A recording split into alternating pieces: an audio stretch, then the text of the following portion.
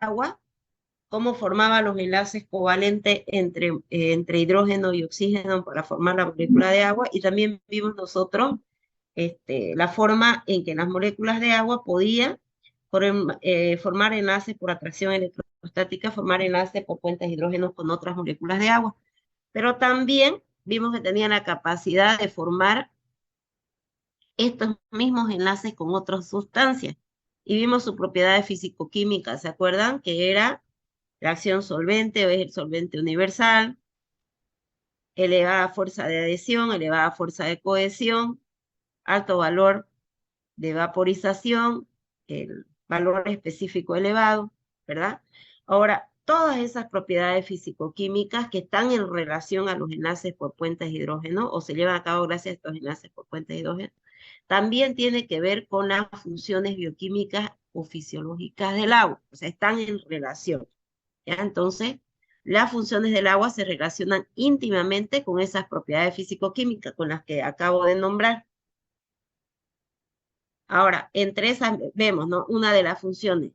El agua es el soporte o medio donde ocurren las reacciones metabólicas, gracias a esta propiedad solvente, o sea, gracias a la capacidad que tiene la molécula de agua de formar enlaces por puente de hidrógeno con otras sustancias, gracias a eso. Entonces permite que en el interior del agua, en el seno del agua, ocurran reacciones químicas.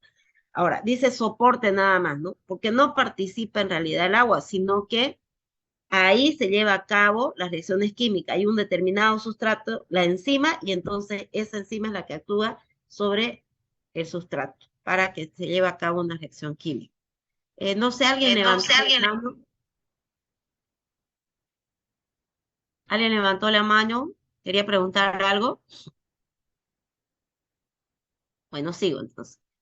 Dijimos, es el disolvente o el solvente universal, gracias a su propiedad, ¿no? La capacidad que tiene para formar enlaces por puentes de hidrógeno con otra sustancia y unirse a ellos, ¿no?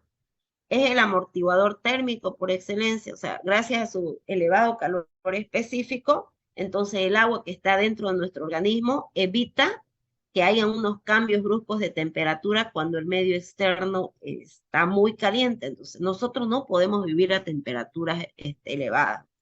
Nuestra temperatura corporal oscila entre 36,5 y 37,5 y ahí debe oscilar nomás. Ya 38 ya hay febrículas, 39, 40, 42 ya no viven, peor un niño, ¿entienden? ¿No? O sea, altas temperaturas. Podemos estar expuestos, pero por un determinado momento ese calor específico elevado del agua hace que amortigue la temperatura. Bueno, también tiene que ver con nuestro sistema termorregulador, ¿ya? Otra función es el transporte de sustancias, gracias a que tienen que ver con esta propiedad solvente, ¿no? Por ejemplo, hay un tipo especializado de tejido conectivo que permite el transporte de sustancias porque tiene agua. ¿Cuál será? La sangre. La sangre, muy bien, la sangre, ¿no? La sangre que está compuesta por agua, proteínas y también elementos formes, que son glóbulos blancos, rojos, plaquetas, ¿cierto? Pero el agua es el que permite que a través de él, pues, las sustancias puedan ser transportadas. Es el lubricante amortiguador del roce entre órganos. Nosotros, la mayoría de nuestros órganos tienen, mire, tienen algo que lo protege, pero hay líquido de por medio. Y ese líquido es agua. Así sea poca cantidad. Obviamente que en esa agua pueden haber proteínas, pueden haber electrolitos, pero hay agua. Entonces, a ver, un ejemplo.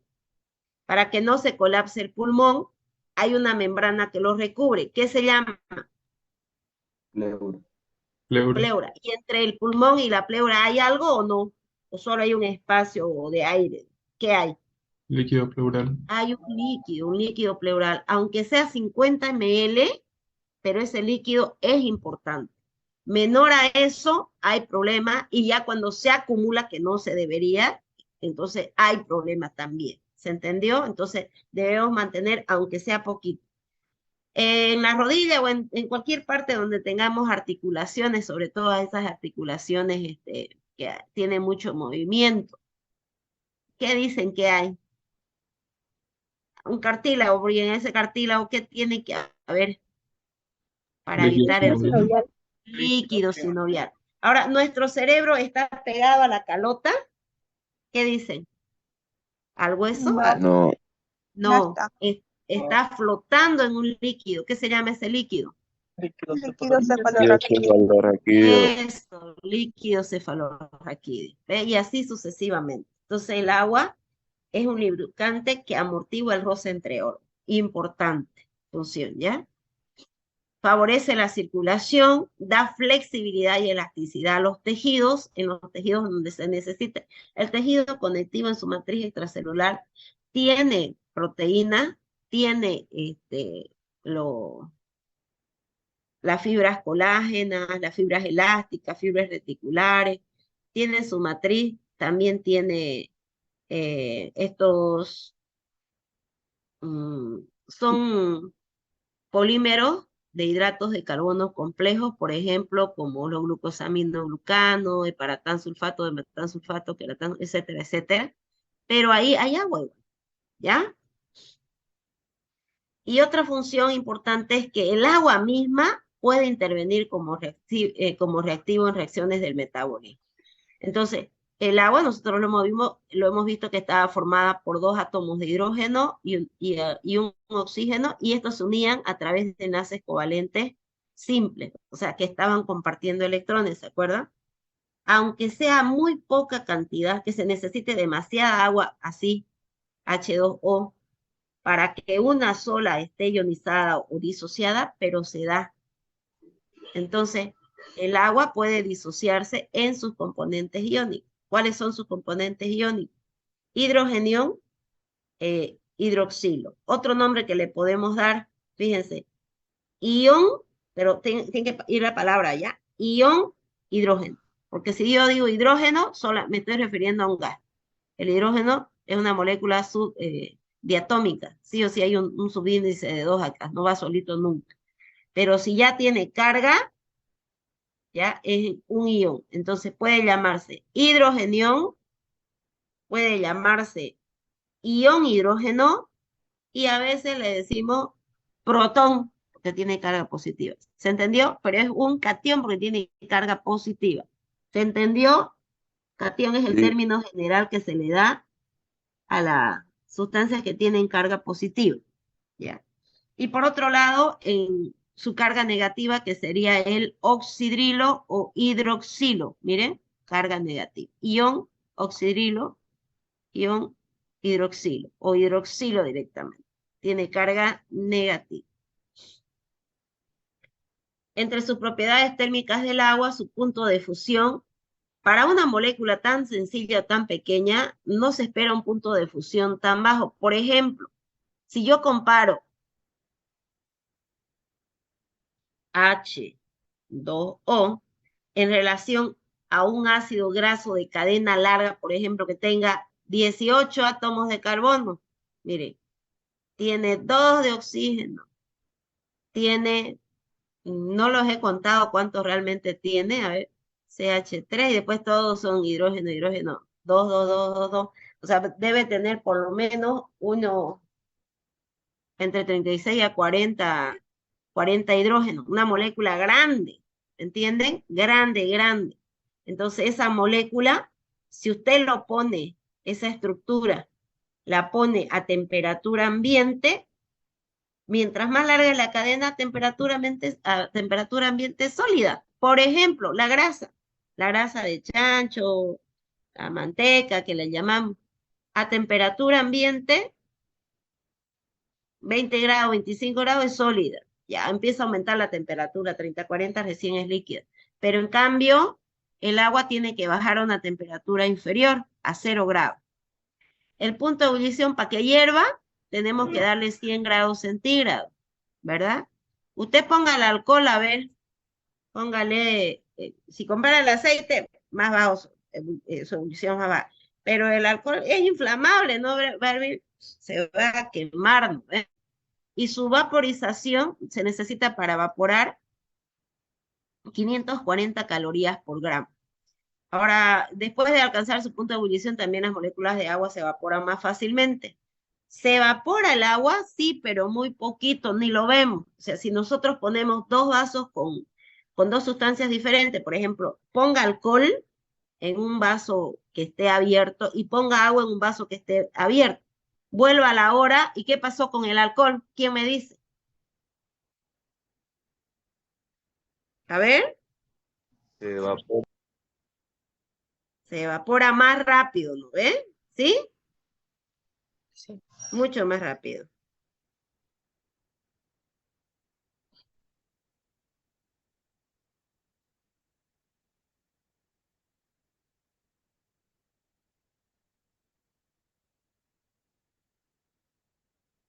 Bueno, en cambio el agua tarda, ¿no? Pero se evapora. Así sea que tarde un poquito, se evapora. A ver cómo nos damos cuenta. En varias culturas de nuestro país, para Todo Santo, sobre todo si es del interior, para Todo Santo, le hacen pan, le hacen de todo, ¿no es? Y le ponen un vaso de agua porque dicen por si la almita viene. Como no lo visitan seguido, al mes vuelven y se ha evaporado el agua. Un poquito. ¿Y qué dicen? El almita viene y se tomó el agua, ¿no es? ¿Han escuchado eso? ¿O no? Sí. ¿Lo ves? Entonces, no es el almita, por ser un caso de que el agua se evaporó. Y si no hubiera, eso es que quiere decir que se rompen los enlaces por puentes de hidrógeno, por eso se ha podido evaporar. Si no hubiera evaporización, tampoco podrían haber las lluvias. Entonces, sí se evapora, pero no así como se evaporan otras sustancias. ¿Ya? Ok. Bueno. Ahora vamos a ver lo que les decía. Vimos en la función 8 de que el agua podía actuar como un reactivo, porque podía dar, tanto cuando se disociaba o ionizaba, podía dar electrolitos con carga positiva, que era el hidrogenión, y electrolitos con carga negativa, que era el oxidrilo o hidroxilo. ¿Ya? Entonces, la ionización del agua no es más que la separación en sus componentes iónicos. ¿Ya? Aparentemente el agua pura. Ahora, ¿quiénes son los conductores de la corriente eléctrica? Por ejemplo, si yo quiero conducir la corriente eléctrica a través de un líquido, aquella solución que tenga electrolitos, o sea, que tengan carga, esas pueden conducir. Si yo agarro el agua de grifo, no es agua pura, por su caso, porque tiene sal, y además que le aumentan cloro, imagínense, no se va a volver en el seno del agua cloruro, le aumentan, y además que nuestras aguas de nosotros aquí en Santa Cruz es semidura, o sea, tiene sal. Entre esas sales, las sales carbonato de calcio son muy frecuentes encontrar carbonatos de calcio, fosfatos de calcio, ¿ya? Entonces, son frecuentes encontrar, obviamente yo coloco un amperímetro en ese agua que tiene sal y va a conducir la corriente eléctrica, porque tiene electrolitos ahí dispersos. Pero el agua pura, el agua que nosotros decimos que es un agua purificada o libre de iones, o también le decimos agua desionizada o agua destilada, es agua pura, agua, no tiene sal, ¿ves? Y se creía que esta no era capaz de conducir la corriente eléctrica. Pero ya usando un amperímetro muy sensible, se pudo comprobar que sí posee una pequeña conductividad. ¿Qué quiere decir? Que a pesar de que el agua sea pura, algún componente, va a tener que ser del agua si no tiene más, tiene cargas eléctricas. Y eso se vio que el agua podía ionizarse o disociarse en sus componentes iónicos. Pero para ello necesitan interactuar 555 millones de moléculas. O sea, después de que 555 millones de moléculas, una va a estar disociada o ionizada. Baja, ¿no? Pero igual es importante. ¿Por qué? Porque se ve que el agua igual puede conducir la corriente eléctrica. Nosotros somos conductores de la corriente eléctrica. ¿Qué dicen ustedes? Sí, porque Nosotros tenemos agua, ¿sí? Tenemos agua. Y en el agua que nosotros tenemos van a ver agua que esté ionizada en sus componentes iónicos, hidrogenión y oxidrilo. Pero además tenemos pues electrolitos, ya sea en el líquido intra y extracelular. Entonces, nosotros somos excelentes conductores de la corriente eléctrica. Si alguien por si acaso pone su dedito en un enchufe y viene otra persona y lo agarra, le aseguro que la corriente eléctrica va a pasar más al que lo agarró, al que está ahí en él. ¿Por qué? Porque es un buen conductor de la corriente eléctrica. ¿Está bien? Entonces ya saben, la ionización no es más que la separación en sus componentes iónicos de la molécula de agua. Para que ello suceda, se calcula que de cada 555 millones de moléculas, una sola está ionizada o disociada, pero es importante, ¿ya? Entonces, vemos dos ecuaciones. Esta es la más correcta, donde interactúan dos moléculas de agua. Esta es la más fácil, y en todos los libros y en todo lo que veamos después nos quedamos con esta, ¿ya? Por si un caso. Entonces, en toda reacción, tengo, miren, el reactante. Aquí es una reacción química, entonces no necesita, generalmente esta reacción no necesita enzimas, por su caso, ¿ya? La flecha, si es en ambos sentidos, me indica que la reacción puede ser reversible, ¿ya? Entonces el agua se separa en sus componentes iónicos, hidrogenión por un lado y oxidrilo por otro. Dejemos iónicos porque tienen carga. Si medimos la temperatura y esta es de 25 grados centígrados, la separación de sus componentes iónicos es similar, o sea, hay un equilibrio. Y esto es 10, o sea, va a haber 10 a la menos 7 mol sobre el litro de hidrógeno, 10 a la menos 7 mol sobre el litro de oxígeno, ¿ya? Y por igual, sea igual. Les decía que esta era la ecuación más correcta, donde dos moléculas de agua interactúan para formar el electrolito o el catión hidronio. Este se llama hidronio. Y el otro es el oxidrilo. Mire, si sumamos, 2, 1, 2. 1 más 3, 2 más 2, 4. 4. 4 y 4. Está bien. ¿Ya? Pero esta es la que nosotros utilizamos hoy. Esta de hoy. Siempre. Ahora, cuando medimos la concentración de iones hidrógeno, ¿no? Dice iones hidrógeno o hidrogeniones en el agua pura, se encuentra que este es de 10 mol por litro. Y si medimos la de oxidrilo, también es 10 mol por litro. Entonces, porque el agua produce, al ionizarse, igual número de iones y de oxidrilo.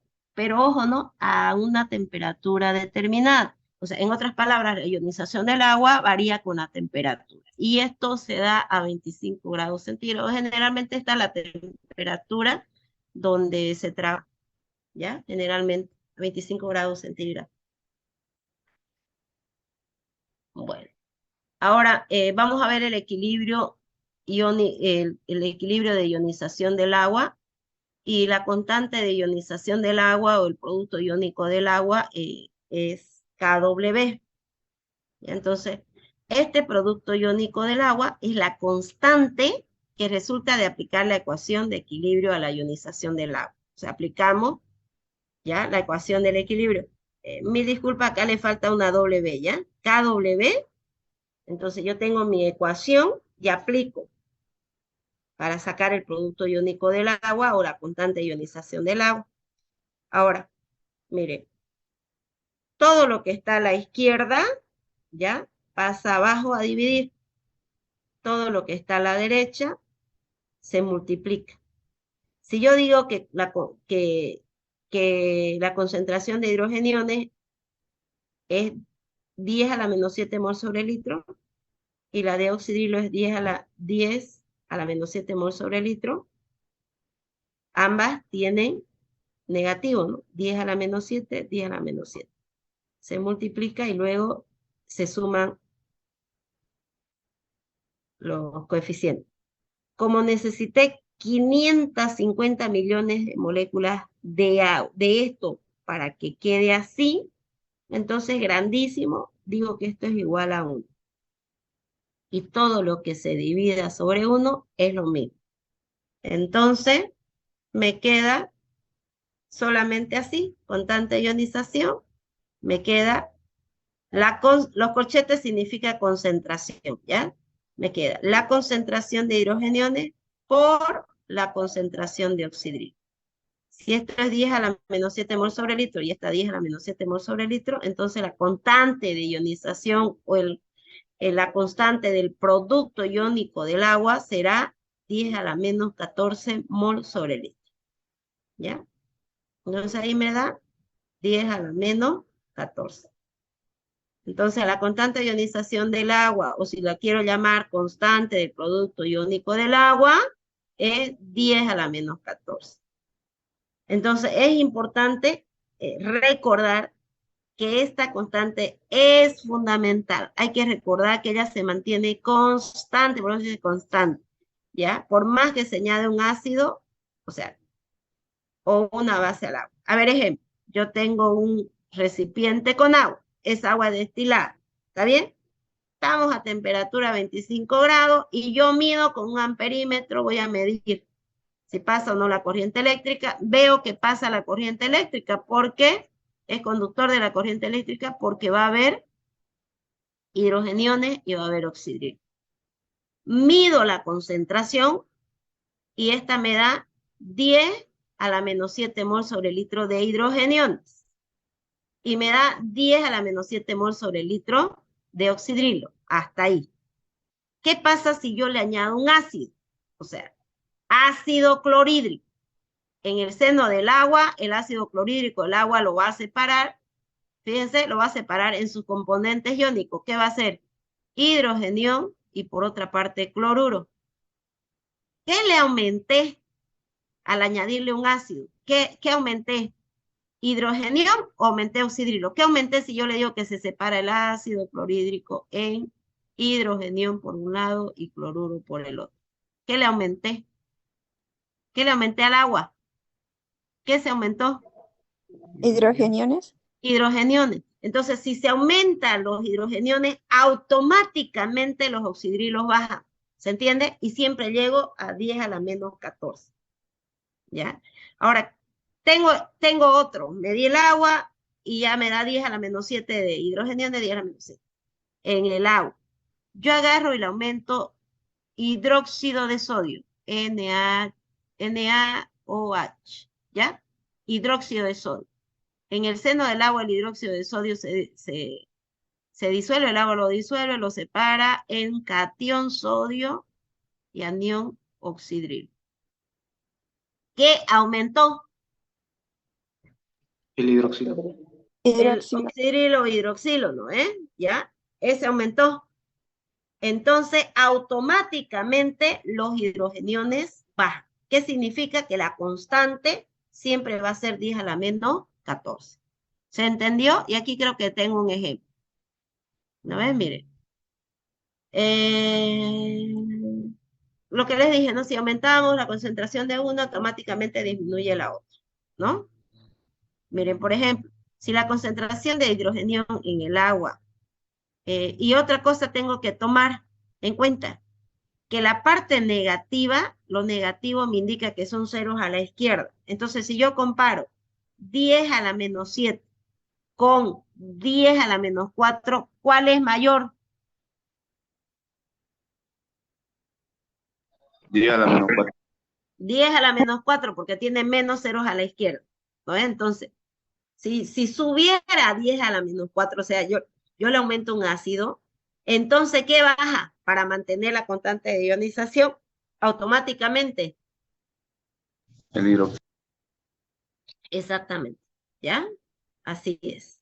Miren, yo tengo la concentración de hidrogenio, 10 a la menos 4, automáticamente baja la del oxidrilo, para que me dé 10 a la menos 14 mol sobre litro. Eso no hay. ¿Ok?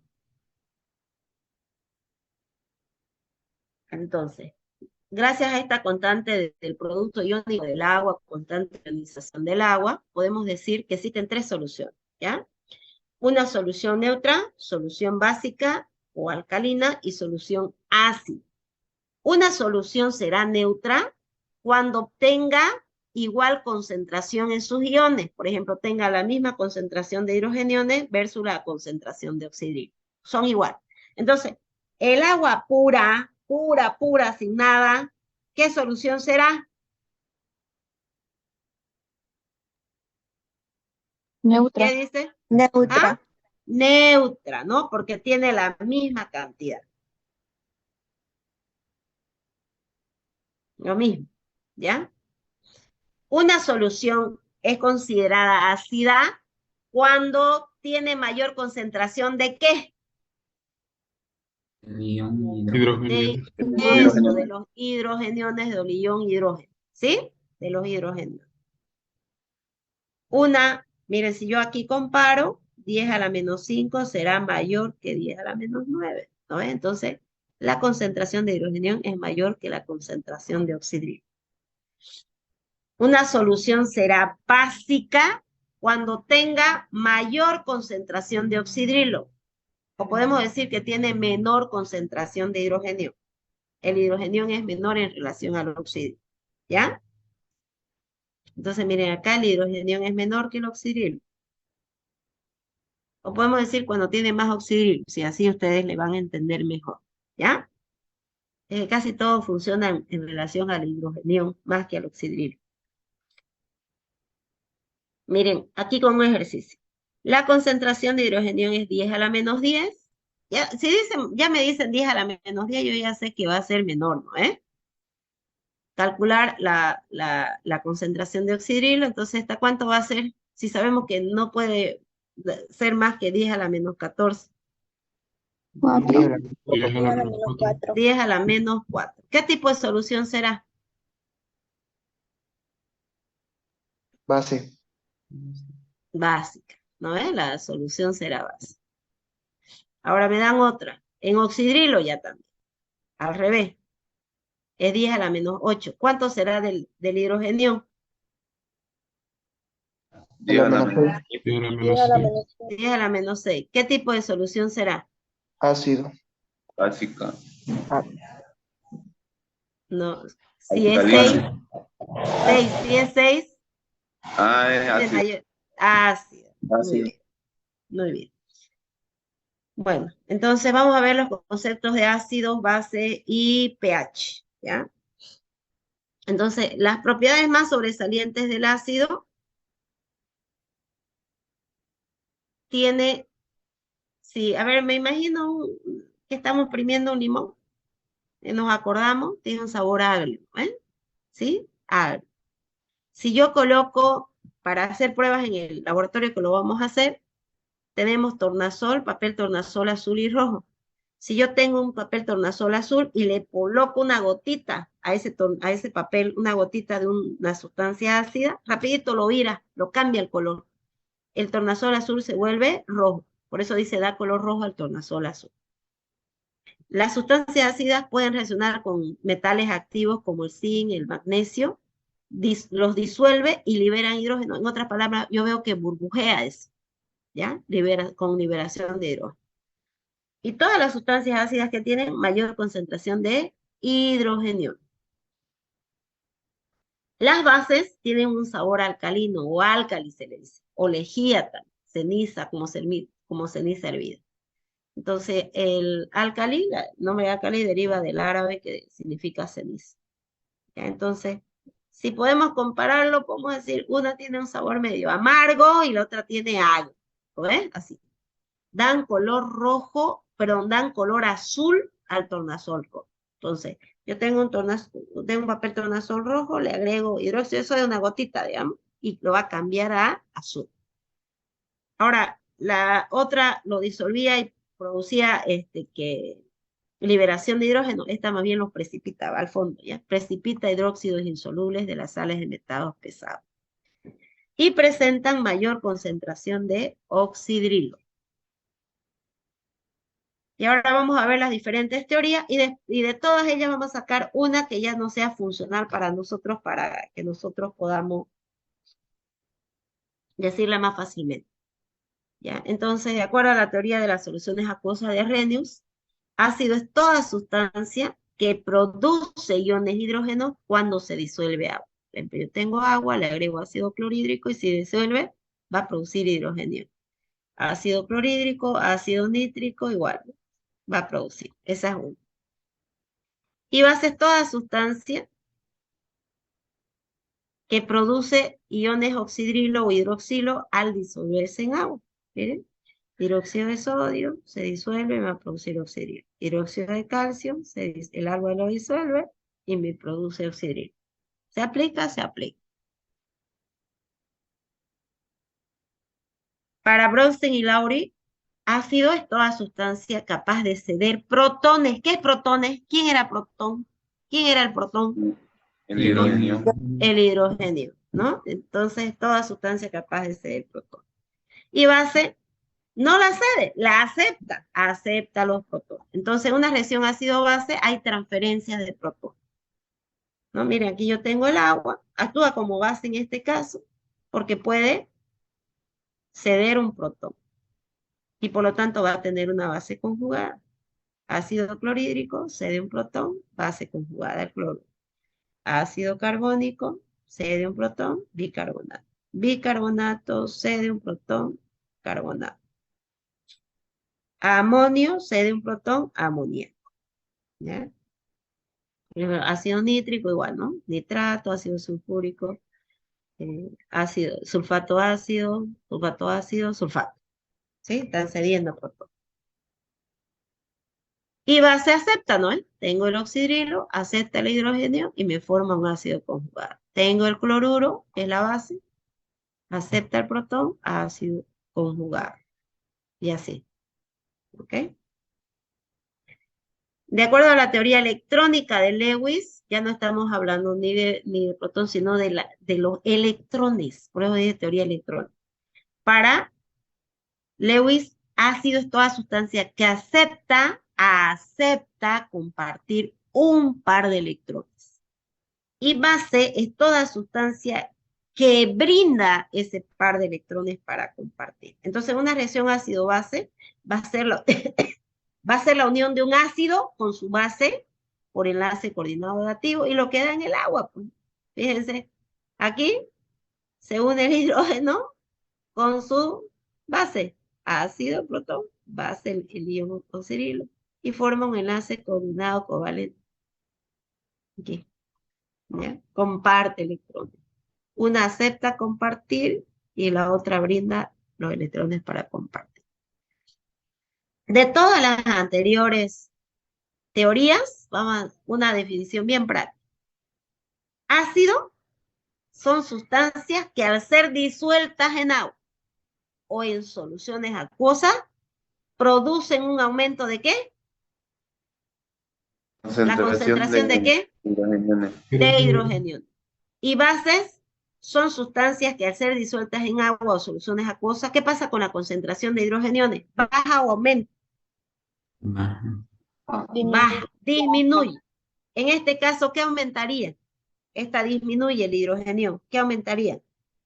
Hidróxilo.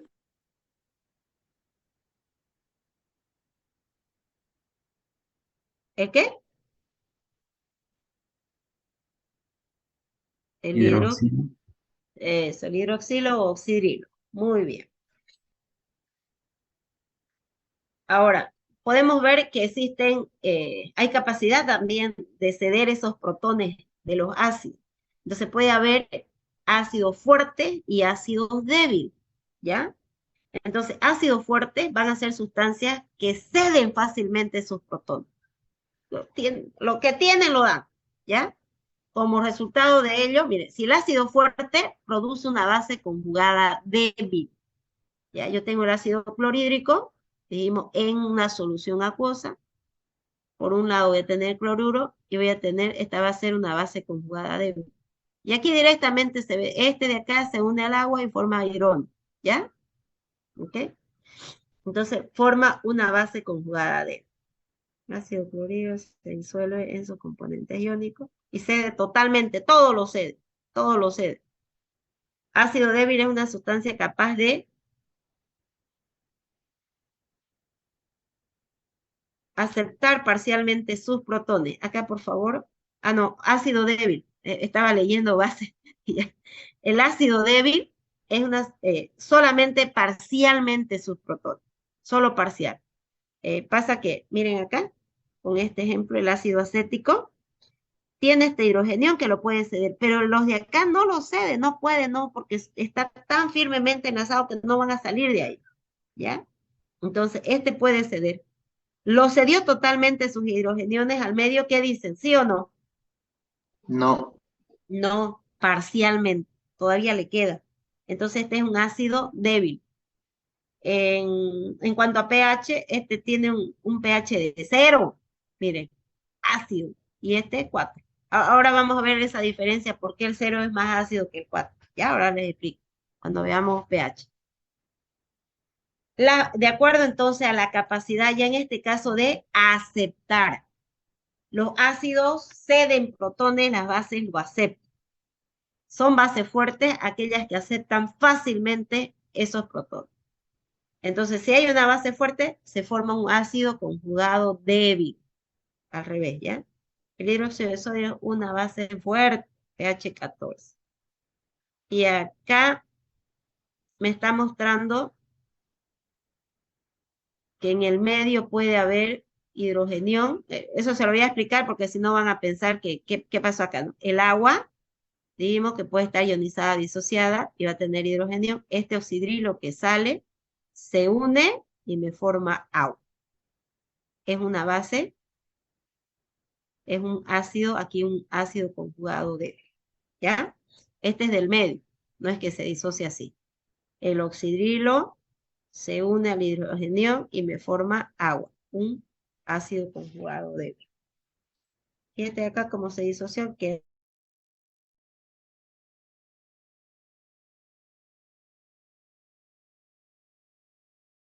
capacidad de aceptar protones, las bases o álcalis pueden ser fuertes o débiles. Dijimos que los ácidos cedían protones, ¿no? Ceden, entregan. En cambio, las bases aceptan. Las bases fuertes son sustancias capaces de aceptar fácilmente los protones. Por lo tanto, producen ácidos conjugados débiles. Y acá, miren, puede aceptar, se disocia, puede aceptar fácilmente estos hidrogeniones y forma un ácido conjugado débil. Las bases débiles son sustancias que pueden aceptar, pero parcialmente. Y como resultado, si son bases débiles, sus ácidos conjugados serán fuertes. Ceden, estas aceptan parcialmente, de a poquito.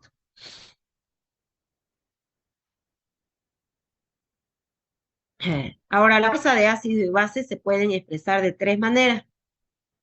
Esto no lo aplicamos mucho nosotros, ¿ya? No hay que aprendérselo de memoria por su caso. Todo, a lo que me refiero, no hay que aprenderse de memoria la constante de ionización, la constante de acidez, de un ácido o de todos los ácidos, todas las bases, no. Hay que saber un poquito la teoría, pero no voy a saber que la constante de acidez del ácido clorhídrico es 1, del ácido sulfúrico 5, así. Ya me estoy inventando, pero no tengo que saberlo. Eso viene tabulado en datos y si yo necesito, lo busco, ¿ya? Ahora, entonces, ¿cómo se puede expresar? Por el grado de ionización o disociación, por sus constantes de acidez y aplicando un logaritmo negativo por esos valores, ya aplicando valores del logaritmo negativo de estas constantes de acidez, por esos 3. Bueno, entonces, por el grado de ionización o disociación, es decir, por el porcentaje de iones, ya sean hidrogeniones o oxidrilos que producen los ácidos o las bases. A igualdad de concentraciones, digamos que esta sea 1 molar, el ácido acético, si yo tengo aquí ácido clorhídrico, lo comparo, el grado de ionización del ácido clorhídrico es mayor, por lo tanto, es un ácido fuerte. Ácido acético es más fuerte que el ácido cianhídrico, pero más débil con relación al ácido clorhídrico. ¿Ya? Y así. Por su constante de acidez, mientras más fuerte sea el ácido, su constante de acidez es más elevada. Los ácidos débiles tendrán una constante de acidez menor. Si yo comparo, miren, el ácido acético tiene una constante de acidez baja, porque es 1.7 por 10 a la menos 5. Ahora, si no quiero trabajar con esto exponencial y negativo, entonces puedo aplicar el logaritmo. Aplicando el logaritmo negativo de este, digamos del ácido acético, me da 4,75. Entonces 4,75 en comparación de 0 del ácido clorhídrico, digo que este es un ácido más débil. ¿Ya? Entonces el ácido clorhídrico, miren, tiene una constante de acidez muy grande, por lo tanto su logaritmo, aplicando su logaritmo, voy a ver que es pequeño. ¿Ya? Quienes tengan constante de acidez más alta, cada vez van a ser ácidos más fuertes. Es lo que yo les digo acá, miren, el ácido clorhídrico es más fuerte que el ácido sulfúrico, que el ácido nítrico, que el ácido perclórico y así sucesivamente. ¿Ya? Después ya vamos, miren, esto vamos bajando, bajando, bajando y ya tenemos ácidos más débiles. Entonces, a mayor constante de acidez, pues pueden ceder más fácilmente sus protones y están 100% disociados, decimos que es un ácido fuerte. A menor constante de acidez, cede parcialmente sus protones y están parcialmente disociados.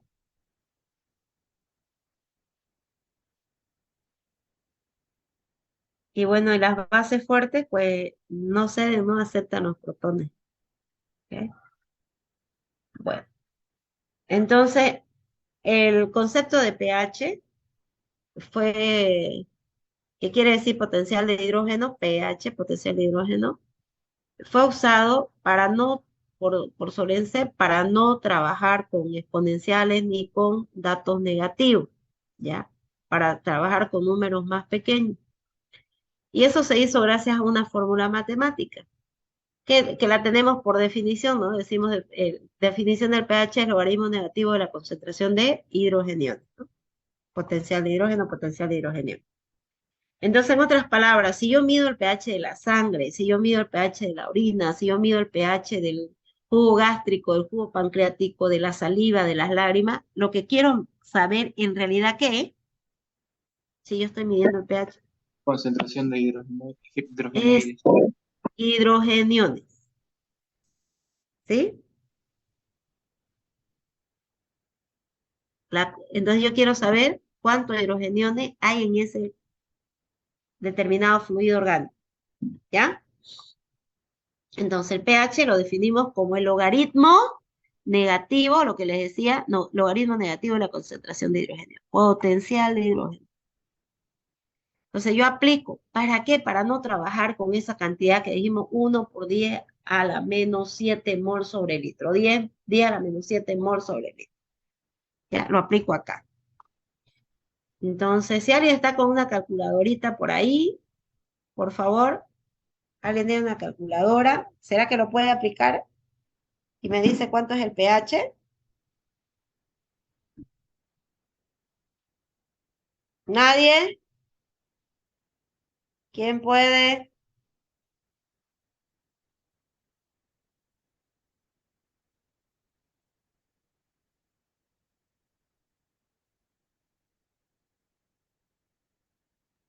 ¿Qué hay que ¿Sí sacar, lo sé, doctora? calculadora? Ajá, con una calculadora para sacar el logaritmo negativo de hidrogeniones. Y este dato va a ser 10 a la menos 7. La A ver, concentración de lance. hidrogeniones que sea 10 a la menos 7.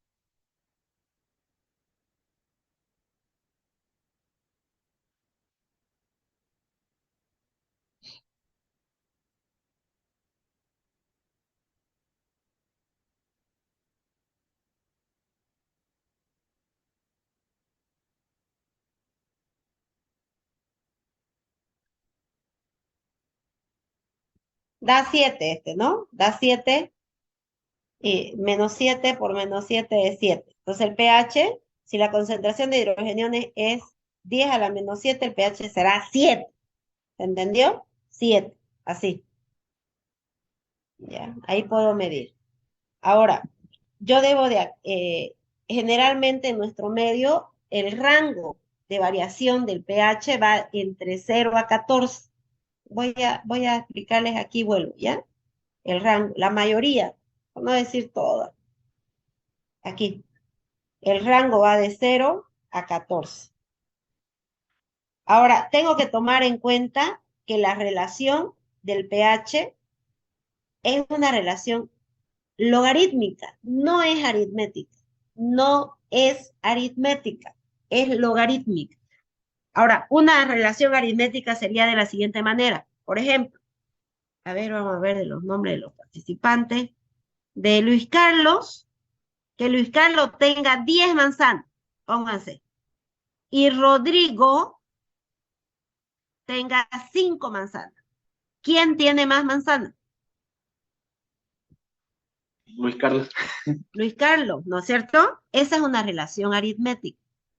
Pero aquí no, al revés. A mayor concentración de hidrogeniones, ¿qué sucede con el pH? Baja. A menor concentración de hidrogeniones, mire, 1 es mayor, 10 a la menos 14 es menor, el más bajo, ¿no es? ¿Sí? Aquí me dice que no hay nada de hidrogenio. Póngale aquí que hay algo.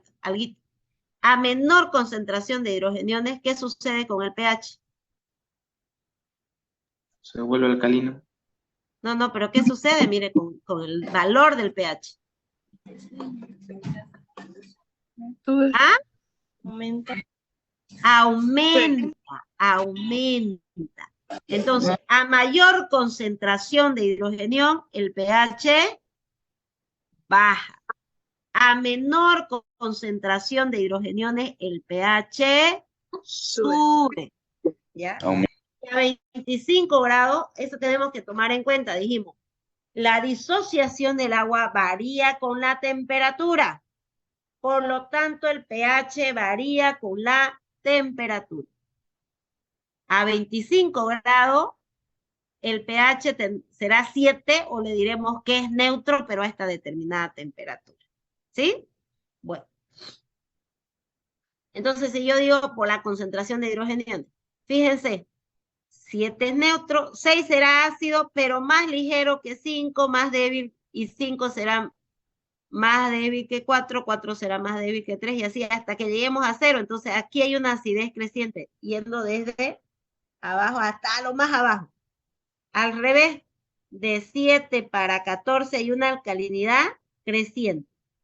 8 es menos alcalino que 9, 9 que 10 y así. Y el 14 es el más alcalino. Entonces acá tengo la sustancia más alcalina y la sustancia más ácida. Ácido clorhídrico, hidróxido de sodio. ¿Se entendió? Sí, doctora. Bueno, sí. Ahora otra aclaración que hay que hacer. Un cambio en una unidad, por ejemplo, que yo pase de 7 a 6, un cambio en el pH de una unidad no significa que cambié una vez la concentración de hidrogeniones, sino cambié 10 veces. 10.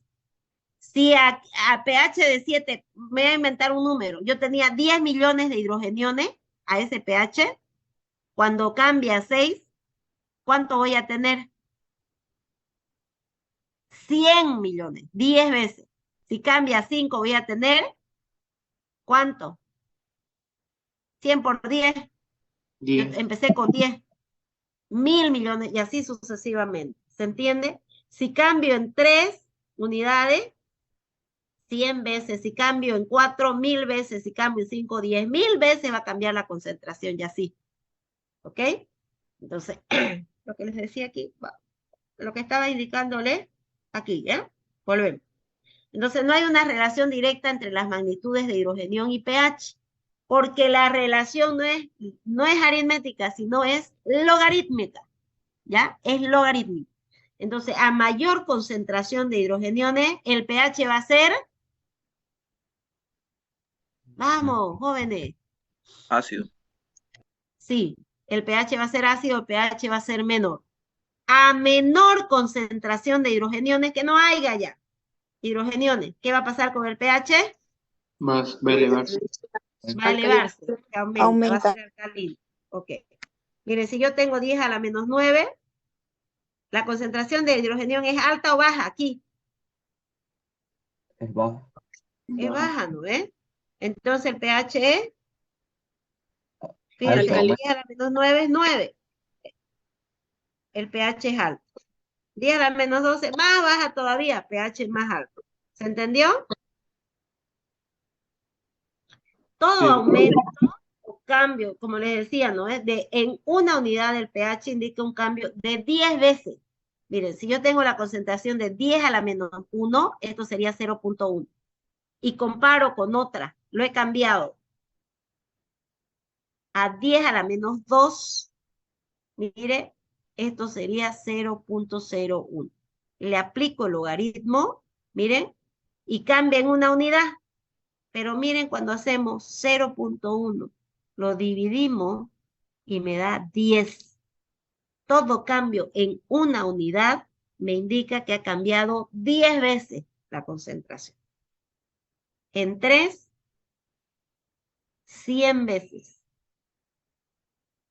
En 4, 1000 veces. Y así puedo seguir, ¿no? Ok. Ahora, otro punto importante es que pH igual a 7 solo indica neutralidad, pero a esta temperatura de 25 grados centígrados, ya que la concentración de hidrógeno solo cambia con la temperatura. En otras palabras, la ionización del agua cambia con la temperatura. ¿Ok? Por lo tanto, también cambia el pH. Miren, a 0 grados, el pH neutro no es a 7, sino a 7.5, 7.47, cuando es hielo. A temperatura de 25 grados centígrados, a temperatura de nosotros, será 7. A 37, que es nuestra temperatura corporal, es 6.8. Un poquito más ácido de lo que nos dicen todos los libros, ¿no? Pero lo manejamos nosotros 7. A 100, 6.1. Ya la neutralidad. Ahora, habitualmente, como les decimos, van en ese margen, ¿no? De 0 a 14, pero se ha visto ya que teóricamente puede ser un poquito más bajo y un poquito más elevado, pero ninguna de las cosas que nosotros hacemos, ninguno de los fluidos, ninguna de las sustancias que manejamos, ni una tiene ese pH. Todas van entre 0 a 14, ¿ya? Pero teóricamente podría haber un pH de 15 y un pH de menos 1.2, ¿ya? Pero nuestra escala, como les decía, está entre 0 a 14, ¿no? pH de 0, pH 14. Ese abarca casi todo el rango de sustancias que podemos nosotros determinar y nuestros fluidos orgánicos. Entonces va siendo en la escala de 0 a 14. A mayor concentración de hidrogeniones, menor el pH. A menor concentración de hidrogeniones, mayor pH. Y bueno, estas formulitas que no es tan complicada, que la pueden hacer, esta es la que es para determinar el pH. El pH de una solución se puede determinar mediante estas fórmulas matemáticas, pero en laboratorio no solamente eso, en laboratorio podemos hacerlo a través de un pHímetro, un método potenciométrico, donde me mide concentración, temperatura, o sea, es más exacto. Podemos determinar y con números y con decimales, igual números enteros y decimales. Podemos hacerlo mediante el método colorimétrico, que es la utilización de papel pH universal, pero es con el color. Eso lo vamos a hacer todo en el laboratorio, ya no se preocupe. O podemos hacerlo solamente para saber si es ácido o base, con el papel tornasol. Ya hay varios métodos. O podemos aplicar en esta fórmula matemática, ¿ya? Entonces pH va a ser el logaritmo negativo de la concentración de hidrogeniones. pOH, logaritmo negativo de la concentración de hidrogeniones. Ahora siempre la suma del pH más el pOH me va a dar 14. Y la constante de ionización del agua es la concentración de hidrogeniones por el oxígeno, y lo 10 a la menos 7 por 10 a la menos 7, 10 a la menos 14, ¿no es? Ahora miren, aquí me está pidiendo calcular el pH de la solución de ácido clorhídrico 1 molar. Me está diciendo que la concentración es 1 molar y me piden que calcule el pH. Entonces, ¿cuánto será la concentración de hidrógeno? Pues 1, ¿no? 1 molar. 1, 0. Generalmente, mire, el ácido clorhídrico es pH 0. ¿Ya? Ahora aquí me piden calcular la concentración, el pH de hidróxido de sodio. Pero no tengo hidrogenión aquí, entonces primero saco el pOH, me da 0, pH más pOH 14, 14, este que está en que estaba sumando aquí al pasar, pasa a restar, 14 menos 0 igual 14. pH 14, la sustancia más alcalina, ¿no? Alcalino. Y acá me piden que me dan la concentración de hidrógeno y me piden que calculemos oxidrilo, pH, pOH y que indiquemos qué tipo de solución es. Miren, aquí, para calcular esto, más facilito, ¿no? 10 a la menos 8, yo sé que la constante de ionización es 10 a la menos 14, entonces sería oxidrilo 10 a la menos 6, ¿no ves? pH, aplico la fórmula, logaritmo negativo de 1 por 10 a la menos 8 va a ser 8, pOH, pH más pOH, entonces pOH va a ser igual a 14 menos 8 y el pOH va a ser 6. Si el pH es 8, ¿cuánto es la solución? ¿Qué tipo de solución será? pH 8, alcalina o básica. Miren acá, está lo que les expliqué. Para sacar esto aplico la fórmula y tengo oxidrilo 1 por 10 a la menos 6. No lo puedo hacer directamente. pH aplico el logaritmo negativo de la concentración de hidrogeniones y es 8. Y para sacar el pOH, aplico esta fórmula y me da 6. Lo que le dije, ¿no? Entonces, yo miro, para decir si es básica o es ácida, ¿en qué me fijo? En el oxidrilo, en el hidrogenión, en el pH, en el pOH, ¿en qué me fijo? pH. En el pH, en el pH. Si el pH es mayor a 7, la solución será Alcalina. básica o alcalina. Muy bien. Ahora el pH de las soluciones va a variar. El que más nos interesa a nosotros es el de la sangre, sí o sí. Pero aquí yo le puse tal cual el libro, pero por favor ustedes anoten al ladito porque no trabajamos con un pH así intermedio, siempre hacemos con un margen. El pH en el plasma sanguíneo varía y en las arterias varía entre 7.35 a 7.45, anoten por ahí, como término medio 7.4. Entre 7.35 a 7.45, ¿ya? Término medio 7.4. ¿Se entendió? Y Sí, ahí es importante, ese dato no se olviden, que más adelante lo vamos a trabajar sí o sí cuando veamos soluciones tampones, cuando veamos equilibrio ácido-base, ¿ya? Porque se debe mantener en márgenes, pero estrechos, no podemos nosotros modificar. De 7.35 por debajo ya hay enfermedad. A 6.8 la gente ya muere, ¿ya? En sangre, cuando el pH está charlando con San Pedro. Hasta 7.45 está bien. Pasando 7.45 hay alcalemia y hay problemas, enfermedad. Pasa de 8, también está charlando con San Pedro. Fíjense que el margen no es alto. No puedo cambiar en sangre, ¿ya? Debo de mantener. Y el organismo mantiene eso gracias al aparato respiratorio, renal y a las soluciones tampones, pero eso lo voy a explicar a detalle más adelante. Bueno, el sudor tiene un pH ligeramente, entre neutro a ligeramente alcalino, las lágrimas igual, neutro, ligeramente alcalino, ligero. El jugo pancreático es básico, el jugo gástrico tiene que ser ácido. Si hay acloridria, hay problemas, no se pueden digerir las proteínas principalmente, o sea, tiene que ser el jugo gástrico ácido. El pan también tiene un pH medio moderadamente ácido, la cerveza igual, pH de 4, la saliva, y va a depender también, ¿no? De la saliva, de lo que esté ahí cuando salga la agua, porque a veces se mezcla con nitritos, con todo, ¿no? Pero generalmente el pH es de 6.8 ligeramente ácido. La bilis, un pH de 7.8.6, es alcalino. La orina es la que más varía, de 5 a 8, en otras literaturas han encontrado de 4, 5 a 8, la que más varía. Puede ser alcalina o puede ser ácida, que depende de lo que consumamos.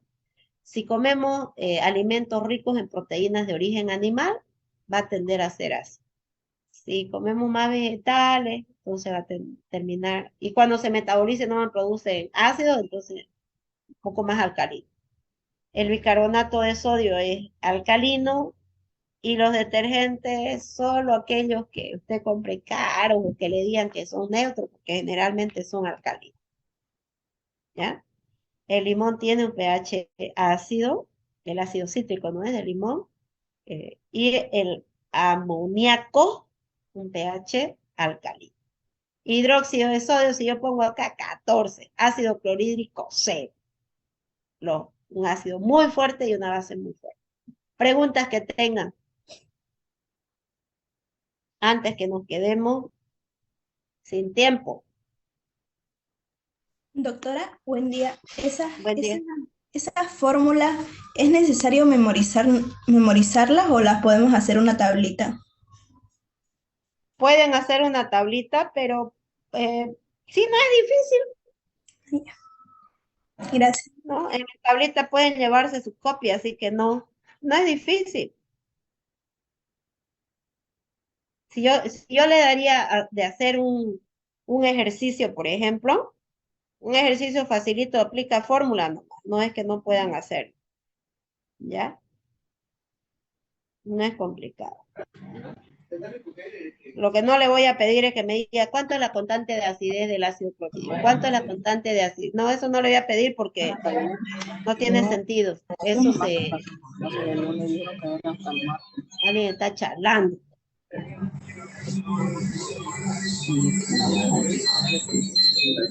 Ya, Yo solito. ya está, ya la bloqueé. Bueno. ¿Alguna otra duda que tengan?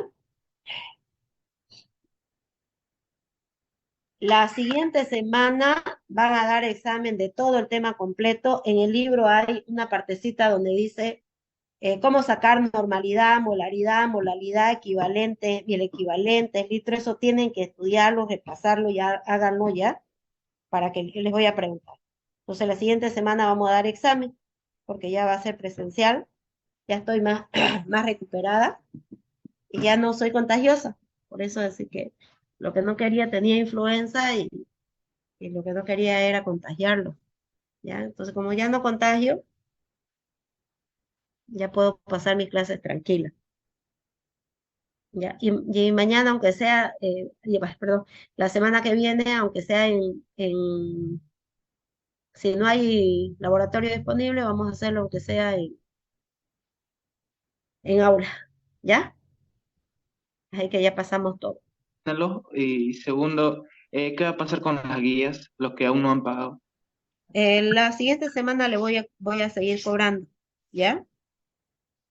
Ya, gracias, doctora. Dos semanas hemos pasado vía Zoom, pues, ¿no? Virtual, que yo estaba enferma, pero no quise perder ni una clase porque como tenemos una sola vez a la semana, no le tengan miedo, miren.